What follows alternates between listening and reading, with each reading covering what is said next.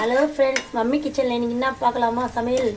இது வந்து காரக்குழம்பு. இதில் ஃபஸ்ட்டு எண்ணெய் ஊற்றிட்டு கடுகு, வெந்தயம், வெங்காயம், பூண்டு போட்டுட்டேன். இப்போ வந்து கருவேப்பிலை போடுறேன். கருவேப்பிலை போட்டுட்டு அப்புறமா தக்காளி,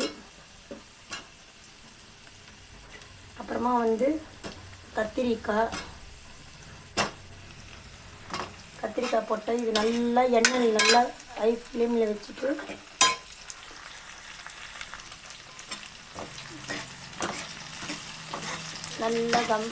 நல்லா இது பண்ணிட்டு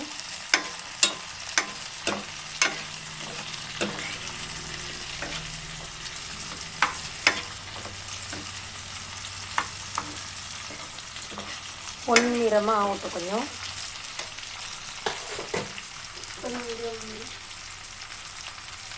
சால்ட், உப்பு போட்டுடலாம். இதில்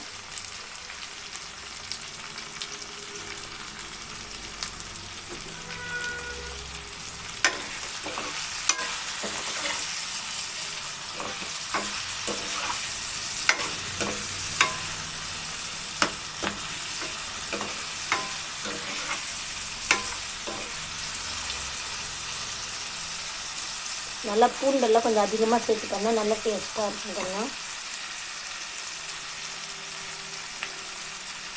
ஆகட்டும். இப்போ கொஞ்சம் உருளைக்கிழங்கு போட்டுடலாம்.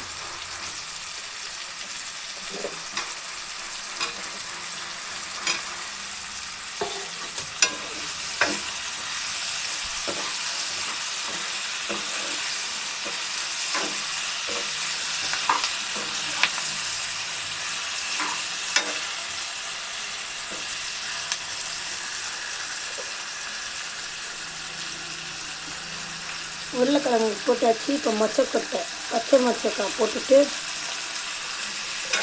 நல்லா கிளறிக்கலாம்.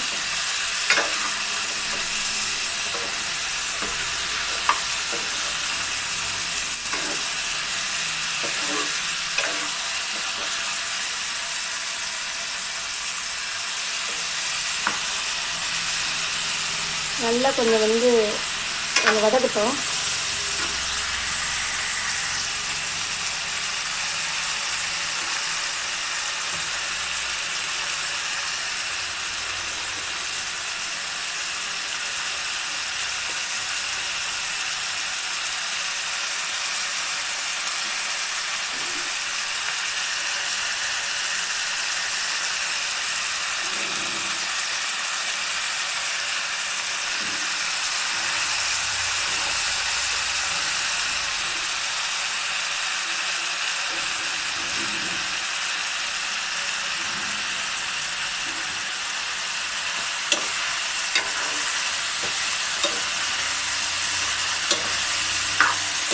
அதுக்கிட்டு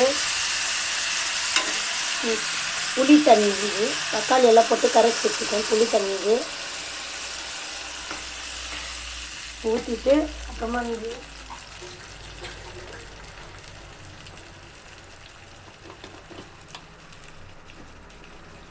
மஞ்சள் தூள்,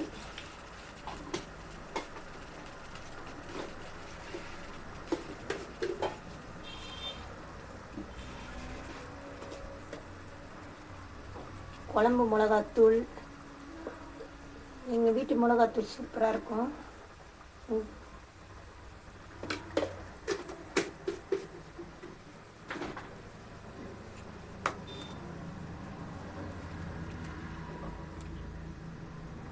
நல்லா கொதிச்சுட்டு வரட்டும். இது செம்ம டேஸ்ட்டாக இருக்கும். இது பூண்டெல்லாம் நிறையா போட்டு நல்லா மொச்சக்காய், உருளைக்கிழங்கெல்லாம் போட்டு செம்ம டேஸ்ட்டாக இருக்கும். இதில் முருங்கைக்காய் போடலாம், மாங்காய் போடலாம், எது வேணால் போடலாம். நான் இருக்கிற காய்கறி வரைக்கும் போட்டு பண்ணியிருக்கேன். பார்க்கலாம்.